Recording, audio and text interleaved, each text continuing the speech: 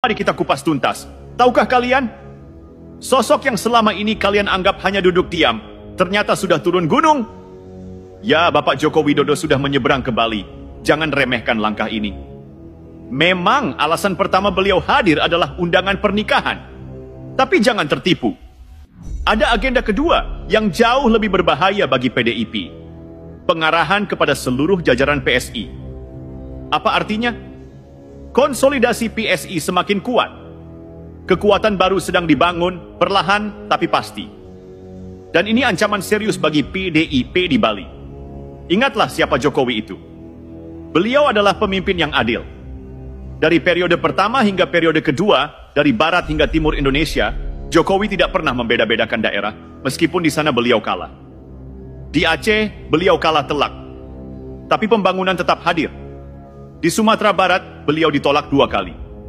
Tapi jalan, jembatan, infrastruktur tetap dibangun. Itulah Jokowi. Kalah pun tetap membangun, kalah pun tetap adil. Dan sekarang beliau datang ke Bali. Jangan anggap remeh, karena rakyat Bali tahu siapa Jokowi. Rakyat Bali merasakan pembangunan nyata. Dan hampir separuh masyarakat Bali adalah pecinta Jokowi. Mari kita jujur, PDIP sudah tumbang di mana-mana. Jawa Tengah tumbang, Jawa Timur tumbang, Sumatera Utara tumbang, Sulawesi Utara tumbang, Kalimantan pun tumbang. Jakarta, hanya nama kandangnya saja, kandang banteng, isinya kosong, penghuninya justru orang lain. Dan kini tersisa Bali. Hanya Bali, kandang banteng terakhir. Tapi apakah bisa dipertahankan? Saya katakan tidak. Kegagalan Iwayan Koster, simbol runtuhnya PDIP.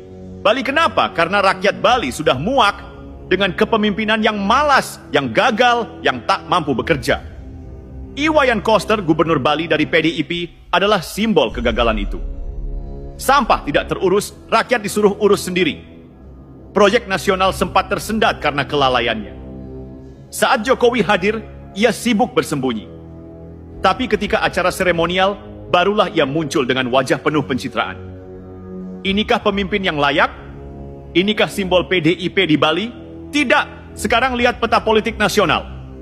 Prabowo Gibran menang hampir di semua provinsi. Dari ujung barat sampai timur, hanya 2 daerah yang tak bisa mereka taklukkan. Aceh dan Sumatera Barat. Apa artinya?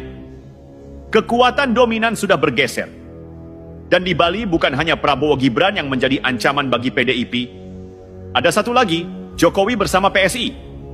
2 kekuatan besar ini, Prabowo Gibran di level nasional, Jokowi PSI di level Bali, sudah cukup untuk membuat PDIP kehilangan segalanya. Kehadiran Jokowi di Bali dikelilingi 450 kader PSI dengan sambutan luar biasa, membuktikan satu hal. PSI bukan lagi partai kecil. PSI sedang naik, semakin solid, semakin kuat. Dengan Jokowi sebagai Dewan Pembina, PSI menjadi kekuatan politik baru yang akan menggerus hegemoni PDIP. Bali yang selama ini disebut kandang banteng, kini mulai berguncang. Jokowi turun gunung, hadir langsung ke Pulau Dewata, dan memberi sinyal jelas. PSI sedang dibangun menjadi kekuatan baru.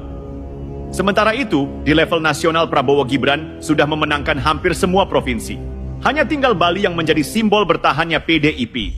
Tapi dengan kegagalan Iwayan Koster, ditambah konsolidasi Jokowi bersama PSI, benarkah ini awal runtuhnya dominasi Banteng di Bali?